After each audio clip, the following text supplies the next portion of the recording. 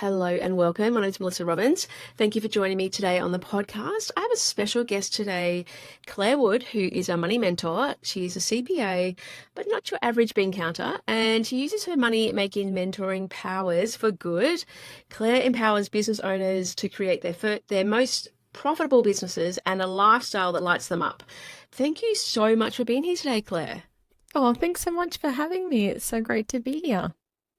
I have met you a number of times in person and we've had a great connection. And I just love, as you know, we've already spent half an hour talking before we even started recording. So there's a lot to get through today. And you've got so much to share. So can you get started by just giving me a little bit of an intro about what sort of things you do with your clients and what you work on?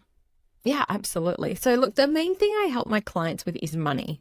And like you said in the intro, I'm a CPA, so I'm actually a qualified accountant. And I help my clients to firstly look at their business finances and to really understand about profit, about cash flow, all of those things. And people say to me, one of my superpowers is that I explain it in a very easy to understand way. And I think that came because when I was at uni, the uni lecturers they spoke gobbledygook all the time. And I simplified it and I was like, do you mean this? And I've realized that a lot of times accountants use really big, overwhelming terms. So I've tried to really use plain English to explain things.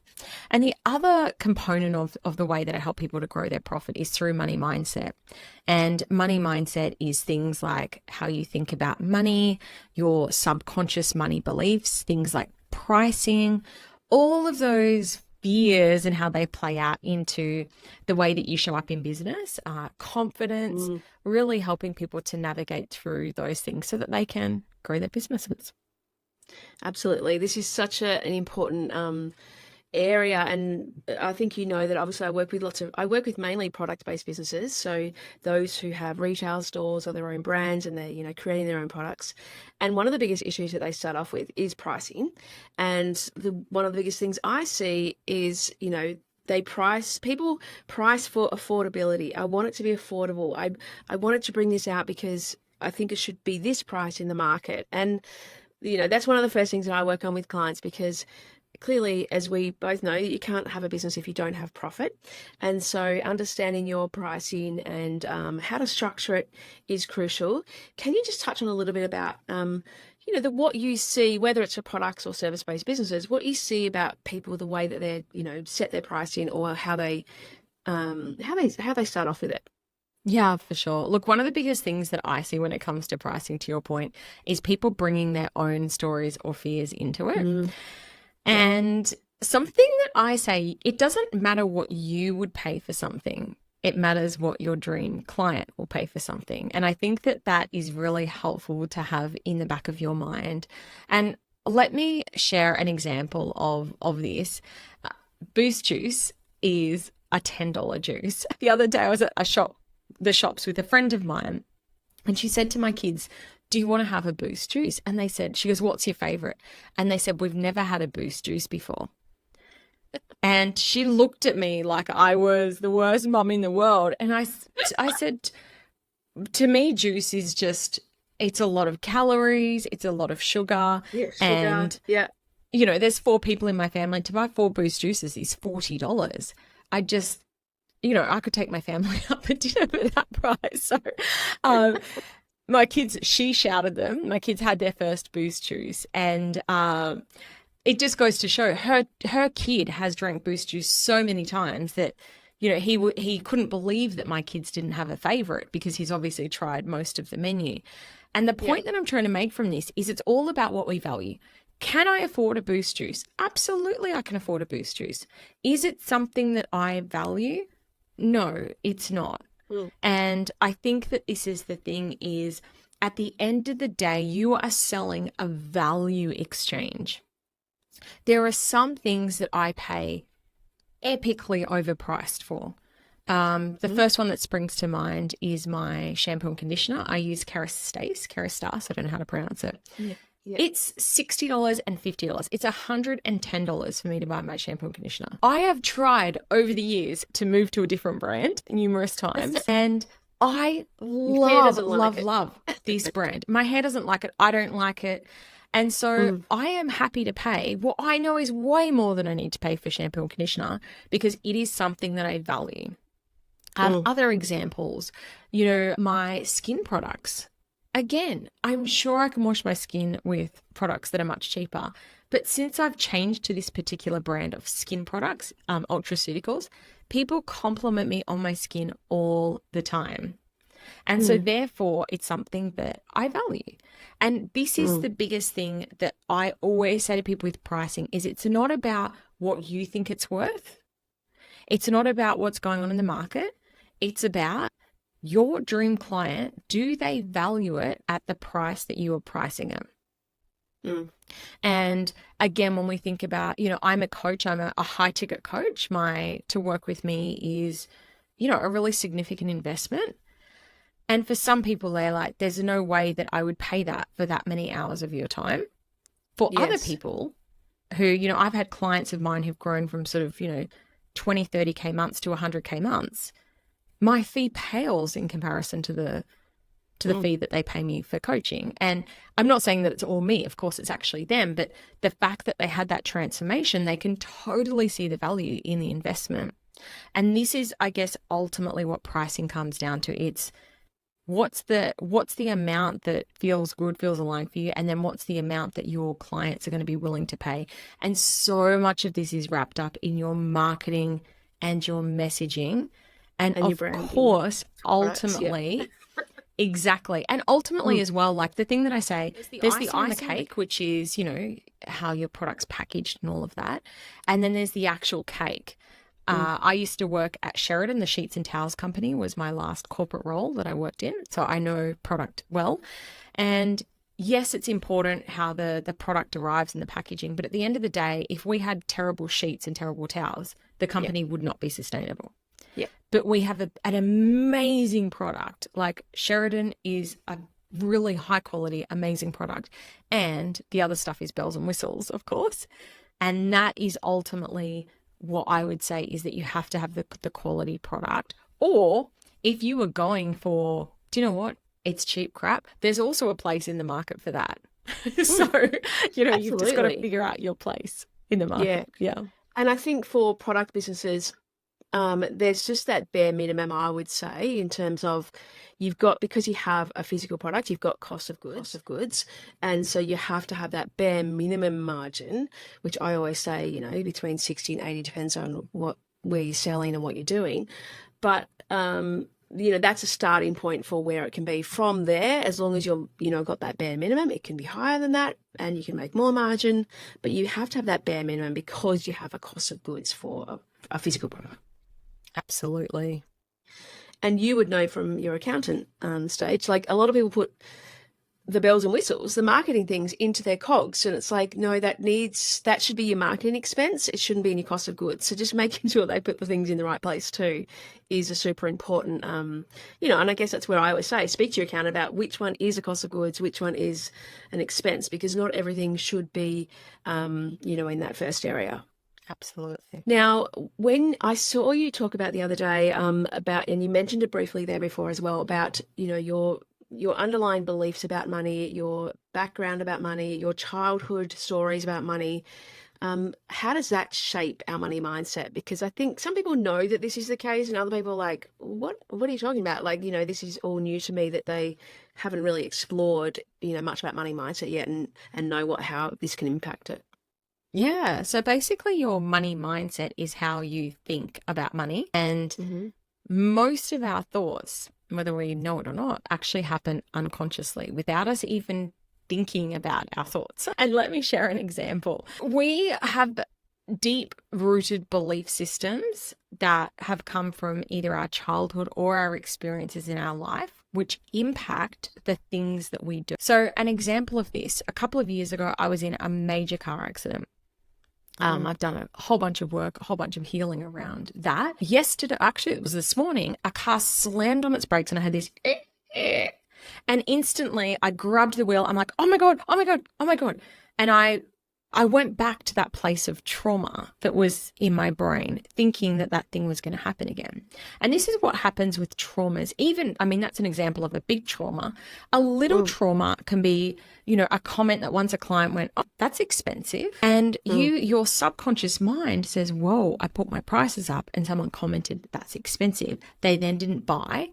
And then our subconscious mind goes and creates a whole story around it, which is, they didn't buy. No one's going to buy at my new prices. My business is going to go under. I'm going to have to sell my house. I'm going to live on the street. Everyone's going to laugh at me. I'm going to catastrophizing really there. Just so exactly. And good. that's Yeah. how primitive. When you understand a little bit about our brain is primitive brain. We were designed to live in caves, and our Mm, brain is just trying to keep us safe. So anytime it sees a threat, it says, no, avoid, avoid, and tries really hard to keep us safe.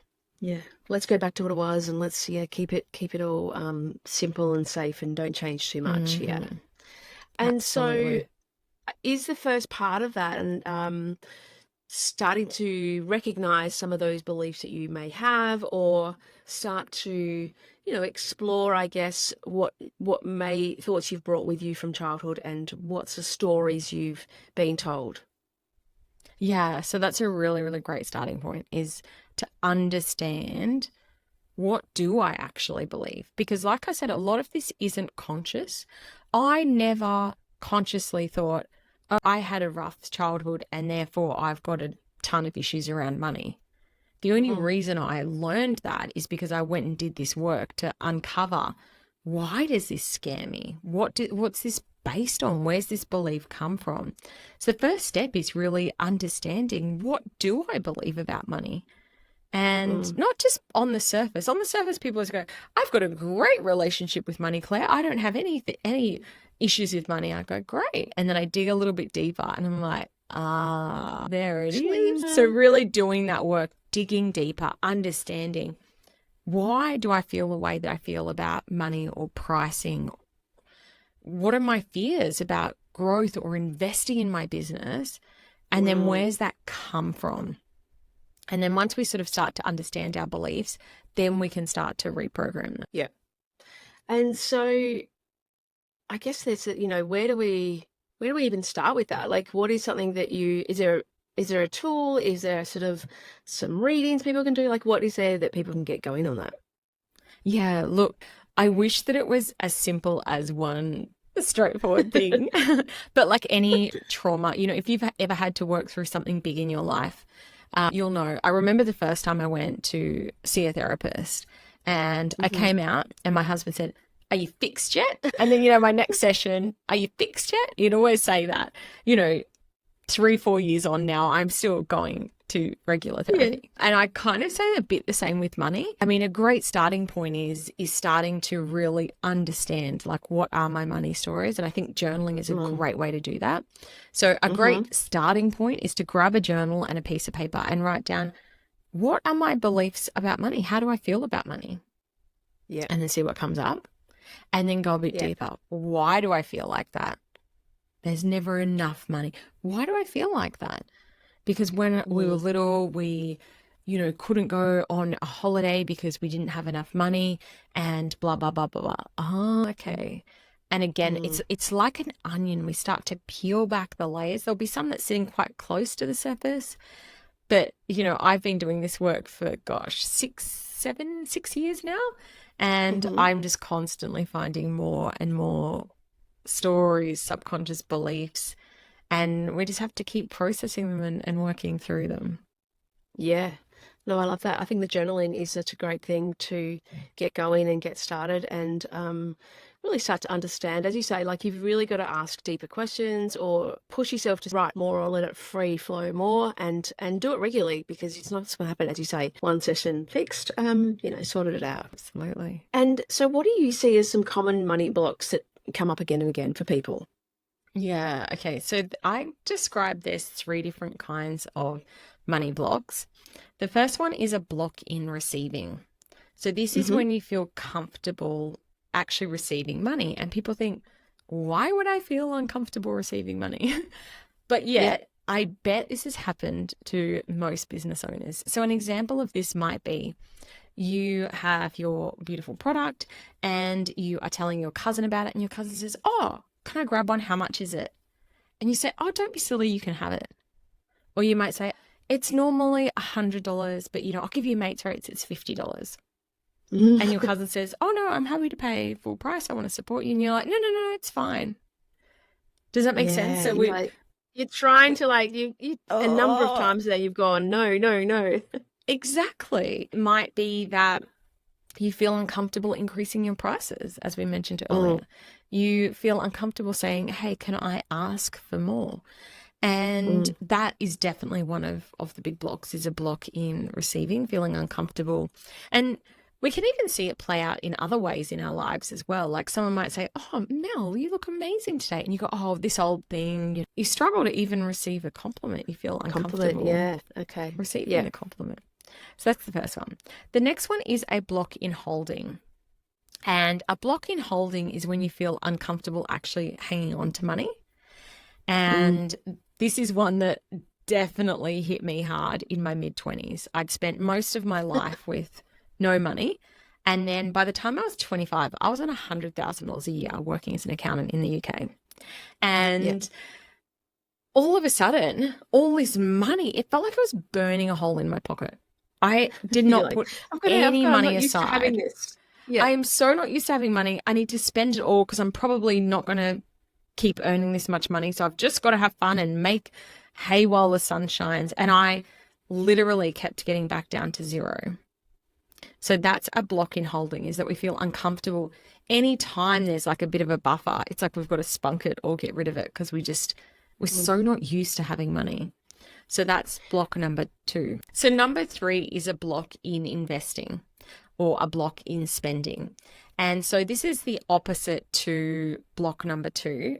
And this is where I see this equally with clients. I say, "Hey, why don't we hire an assistant to go and do that thing? Or why don't we hire an assistant to edit your podcast," or whatever it might be. No, I'll just keep doing it myself. I'll just work till 1 a.m. again another day. And they're so scared to spend a single cent on their business. And then one day it might come up and I'll say, "How much money have you got?" And they'll go, "I've got 100 in my business savings." And I'm like, "You've got $100,000 sitting in your savings account and you won't pay an assistant to do a big chunky piece of work for you."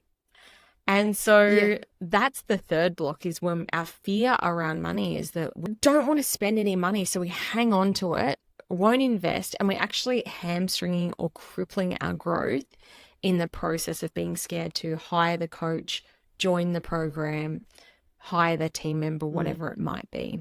So that's the third block. And so, what are some things that we can do to, I guess, clearly this is all the stuff you work on for a long time with clients. It's not something you can tell us in 1 minute reply, but are there sort of certain things that we focus on to sort of help them? Well, first of all, probably figure out which one they've got, or if they've got all 3 of them, or where do they go from here? Yeah, for sure. Look, I think that's a really important point that you made there, Melissa, is that you don't just have one block. You might have a couple of blocks. I find for me that I've gone from that block to that block. I've gone from being scared to invest to spending all my money and being scared to hold. And I kind of find that I'm constantly noticing, whoa, okay, we're spending a lot at the moment. What's coming up that we're scared to hang on to any of it? I'm scared to put my prices up. What's going on there? So it's really uncovering the belief as a starting point is a great place to start. And then the next thing is really in clearing that trauma and working through it. And a big part of any sort of work in this space is facing that fear. So this is one of the things that I do, is that I'm kind of, I don't like the word pushing, but encouraging people to kind of do the uncomfortable thing. And maybe you don't feel like, doubling your prices overnight, but I'm like, hey, what would happen if we put them up 5%? Do you feel comfortable with that? Yeah. Okay, great. Let's do that. And allowing people, it's almost this thing in therapy, it's called exposure therapy, where it's like you do a little bit of something and you go, oh, I survived that. That was Wasn't too actually bad. okay. Yeah. Yeah. Yeah. And then you try a little bit more. So I Mm. think that just doing the thing that makes you feel uncomfortable is also a really, really great way. So in the space of holding, when I was really, really struggling to hold on to money, I started a direct debit. I think it Yeah. was like either $5 or $10 a week. Like it was not a big amount of money, but it was like that money is savings money. Yeah. It's The going somewhere direct else. debit It's transfer is moving set up. away. Yeah. It's I don't touch it.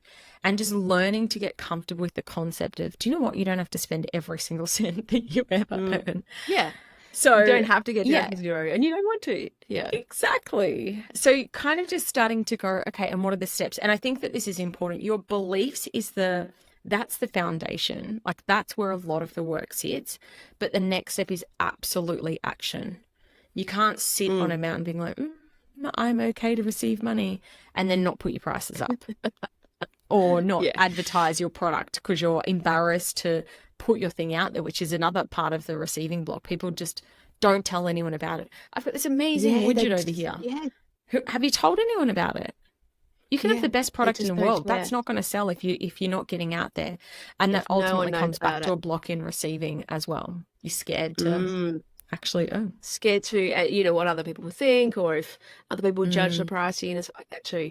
I mean, this is something I work on a lot with my clients in terms of it's the basis of lots of my programs. I always start with pricing and really getting through that because clearly that's a big part of having a profitable business. And, lots of people who have put up their pricing, if that was required, they've said, no one noticed. I thought it was going to be this huge thing and no one second guessed it. I sold more at the next market and it was no big deal. And they're like, I can't believe it, Mel. This is what's happened. And, like it's just there's a lot to work through and a lot of people have to work through it. And again, I start with mindset in pricing when my first part of my program too. Um, and I guess that's a thing. It's like knowing where it should be, but is it you that the reason it's not going up, or is it the market, or all sorts of things? And just on that as well, I think figuring out which one it is, I think part of that as well is also not being afraid to look at your numbers and know your numbers and really figure out what's happening inside your business, because otherwise you don't know which one of those blocks you've got, or you don't really even, as you say, like look at, occasionally you'll go and look in and go, I think, why am I spending that much on those things? Or I know that's one of the things that you work on with clients, like, or I've learned from you, go in and just review all your expenses, go in and check all the things that are going on. And it's not because you want to stop people spending money, but you want to be consciously or intentionally spending as well. absolutely. Yeah. Mm. And that's one thing leading into that as well is your book. So it's called Intentional Profit because you're not trying to show people or tell people that they shouldn't spend money and that they should be tight and hold on to everything. It's about how can you intentionally build your business so that it is profitable, but doing it in a way that you enjoy it and you're not staying up till 1 a.m. or whatever it might be. Yeah, and I think that a big part of that is sometimes you've got to spend money to make money, and Mm, empowering people to connect the investments back to their sales growth. Because I yeah. think that a lot of people hamstring their growth because they're scared to take that next step. Hmm. And I talk again in the book about what should you be investing in and when, because there's always so many things competing for our dollars that we can be spending Yeah. money on at any point in time. So trying to figure out what's right for you at any one point in time. Should you hire an assistant? Should you hire, get the work warehouse? Should you get a new website? Do you need to spend money on Facebook ads? You've got to figure out what's right for you and your business and your audience, because ultimately you should know them better than anyone else knows your business. Yeah.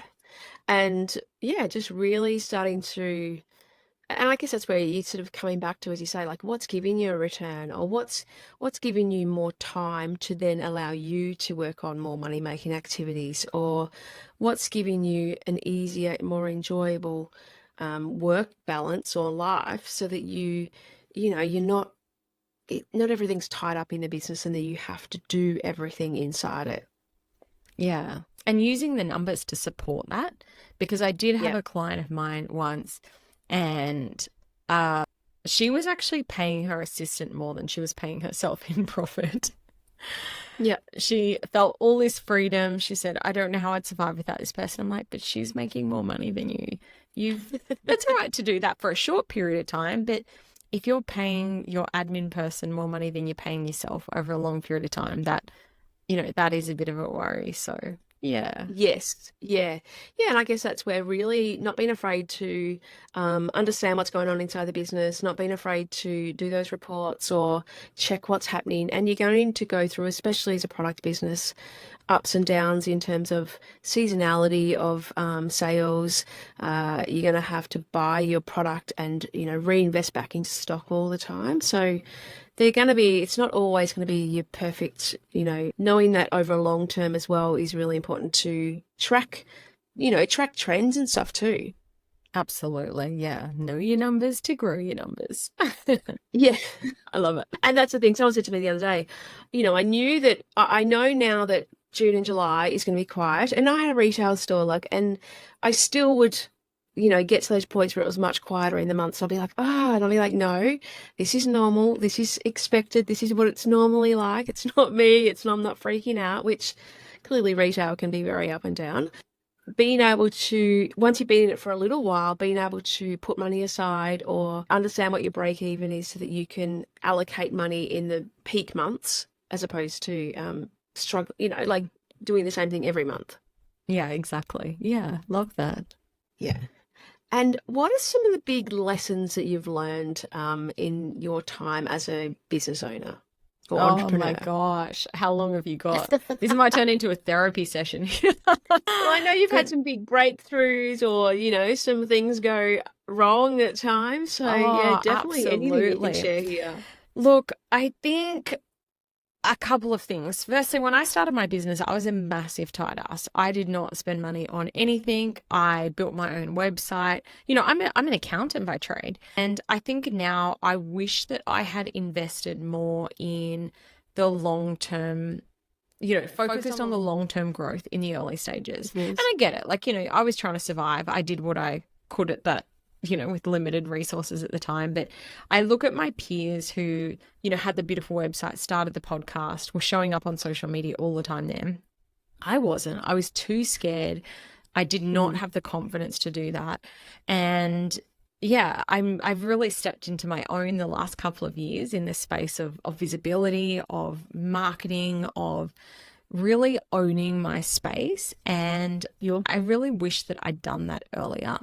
And I think a big part of that has been my own healing self-love journey. And that is something that I think any business owner cannot underestimate is look after the owner, look after yourself and Yeah. learn to love yourself, because you are going to have so many experiences where the haters come at you. People have negative things to say. There's a Reddit thread about you or your product or a bad Google review, and you cannot crumble in a heap and shut down your business when these things happen. You will. And I think Yeah. the first couple of times I failed, I remember my first failed launch. I sat on my couch sobbing for days. It was like someone had died. I was in such a bad headspace. And now I've learned, you know what? Tough times are a part of business. And, when I have things that don't go to plan now, I'm like, well, that sucks. What's the lesson I've learned? Okay, let's move on. I am not spending my days sitting sobbing on a couch. So I had a hater situation the other day, and one of my friends is like, oh my gosh, I don't know how to tell you this. And I kind of had a laugh, and she's like, how are you laughing at this? And I'm like, it doesn't bother me. Like, they're obviously jealous or triggered or whatever it might be. And it's water off a duck's back to me. And I think that has been one of the best things I've done is like learn to love myself, be confident in myself. And I think that it's just made me a lot more resilient as a business owner, understanding that, with the ups come the downs.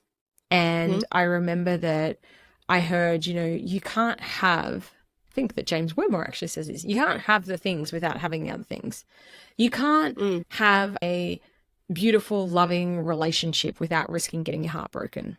You can't Yeah. have, the joy that comes from having having kids without all of the crap that comes with it.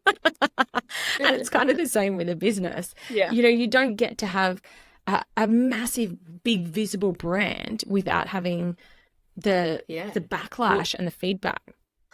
in You his know, one of his roadmaps, like sort of milestones, is getting a hater. Like, yay, yeah, you're putting yourself out there. That means that people are seeing it. So it's like celebrate that you've actually got someone that's, you're visible enough that that's going to come. So like that's okay. absolutely. Just roll with it.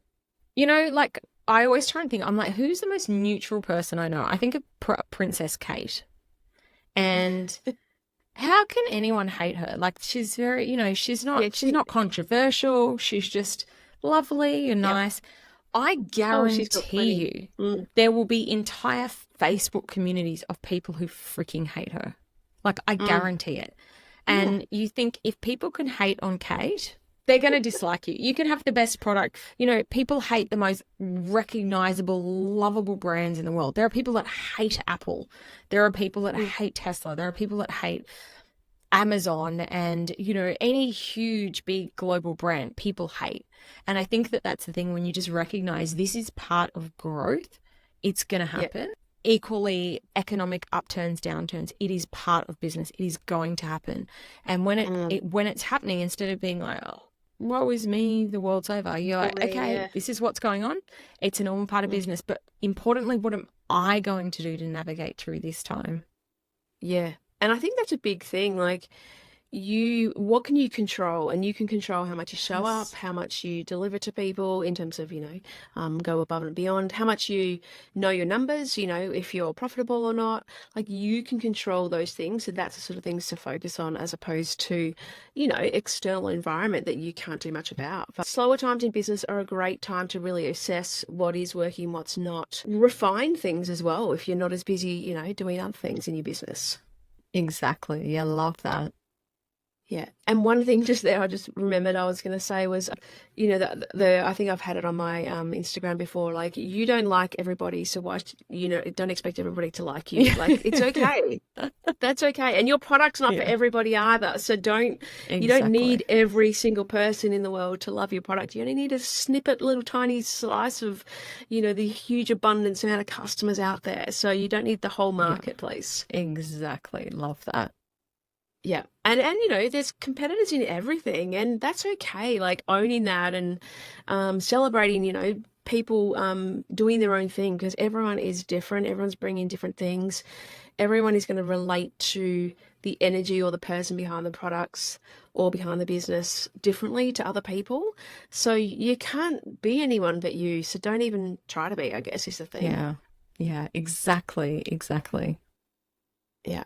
And so much to share, Claire. I think one of the things I wanted to ask you about was what is the, entry point for people to work with you? Like what is one of the first things that people start off working with you doing in your world?